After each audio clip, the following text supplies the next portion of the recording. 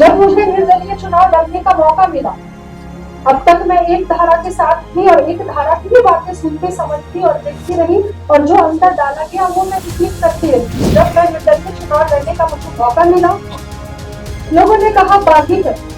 हकीकत तो यह है कि बागी परिहार विधानसभा की एक जनता हो चुकी, क्योंकि उन्हें नेता के तौर पर ऋतु जायसवाल चाहिए था। अब तक मैं एक धारा से प्रभावित रही, एक धारा की इशारों को देखा, लेकिन जब मैं जनता के बीच में लगातार रही और मुझे दोनों धाराओं के वोट लगभग बराबर पड़े, तो मैंने देखा तो समस्याएं तो सबकी एक सी है। क्या ये धारा, क्या वो धारा, सबकी समस्याएं एक सी है धरातल पे, और उस समस्या को दूर करने की अगर किसी को चिंता है तो वो माननीय देश के प्रधानमंत्री नरेंद्र मोदी जी को। ऋतु जायसवाल भारत की सबसे बड़ी party Bharatiya Janata party join कर चुकी है। आपको बता दें कि ऋतु जायसवाल राजद की महिला प्रदेश अध्यक्ष, महिला विंग की प्रदेश अध्यक्ष भी रह चुकी है। पिछले दिन ही उन्होंने सोशल मीडिया पर खूब बड़ी बड़ी बातें कही। उन्होंने प्रधानमंत्री मोदी की चर्चा की, साथ ही उन्होंने कहा कि प्रधानमंत्री ने जो अपील की है उसका हम समर्थन करते हैं और हमारे जो समर्थक हैं वो राजधानी पटना के प्रदेश कार्यालय में जो वही आए जो यहाँ के नज़दीकी हों, क्योंकि पेट्रोल डीजल को लेकर के जो प्रधानमंत्री ने अपील की है उसका वो समर्थन किया। आपको बता दें कि ऋतु जायसवाल क्यों चर्चा में है। ऋतु जायसवाल इसलिए चर्चा में है क्योंकि समाजवादी राजद की पूर्व नेता भी रह चुकी हैं। ऋतु जायसवाल सीतामढ़ी जिले के सिंहवाहिनी पंचायत के पूर्व मुखिया रह चुकी है। मुखिया से विधानसभा चुनाव तक जाना, साथ ही साथ एक बहुत बड़ी बात यह भी है कि 2025 विधानसभा चुनाव में राजद द्वारा ने टिकट नहीं देने के कारण उन्होंने निर्दलीय चुनाव लड़ा और इसकी उन्होंने दूसरे पायदान पर लगभग 65,000 वोटों से रही। इस पर जो पार्टी ने अनुशासनहीनता का आरोप लगाया और उन्हें निष्कासित कर दिया था। यह अक्टूबर 2025 की बात है। साथ ही आज राजधानी पटना में प्रदेश कार्यालय में ऋतु जायसवाल पार्टी ज्वाइन करते ही क्या कह रही है, देखिए पूरी वीडियो। मैं भारतीय जनता पार्टी के कार्यालय में उपस्थित हूँ और मेरे लिए ये सबसे गर्व का दिन है। एक नाम जो वर्षों से मेरे जुबान पे था उसको बदलने में वक्त लगता है। ट्रोलिंग भी किए जाएंगे मालूम है, पुराने वीडियोज के सामने आएंगे मालूम है, मगर मैं लीडर हूँ, मैं बेखौफ हूँ। सबसे पहले मैं आभार व्यक्त करना चाहती हूँ हमारे माननीय प्रदेश अध्यक्ष संजय सरावगी जी के लिए, जिन्होंने ये मौका मुझे दिया है कि आज मैं बीजेपी की सदस्यता लेकर के आपके परिवार में शामिल होकर के अपने आप को गौरवान्वित महसूस कर रही हूँ।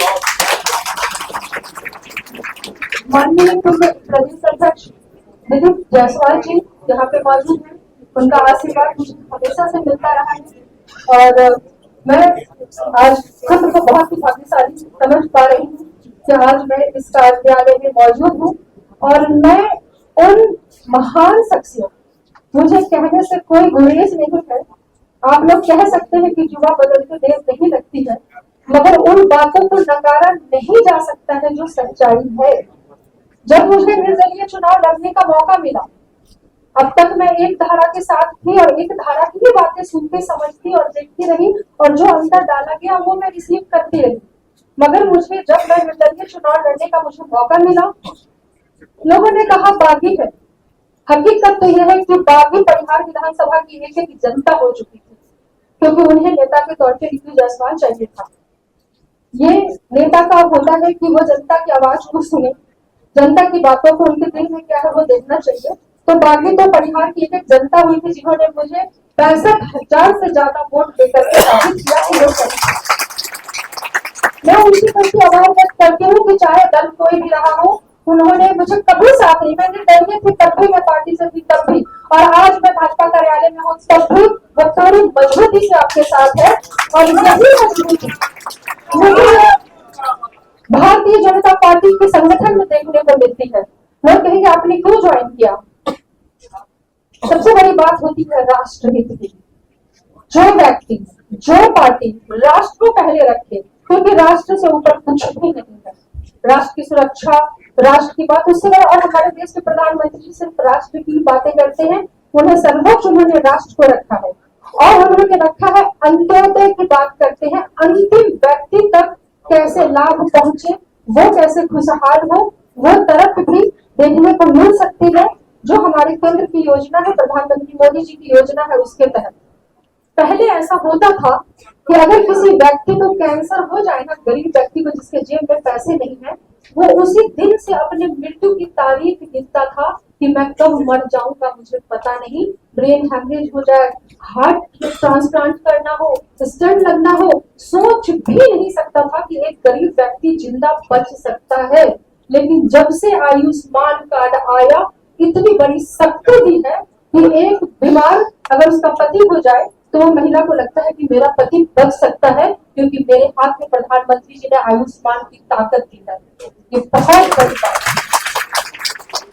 मैंने कहा कि जब मैं 2 धाराओं की वोट को पा रही थी, अब तक मैं एक धारा से प्रभावित रही, एक धारा के विचारों को देखा, लेकिन जब मैं जनता के बीच में लगातार रही और मुझे दोनों धाराओं के वोट लगभग बराबर पड़े, तो मैंने देखा तो समस्याएं तो सबकी एक सी है।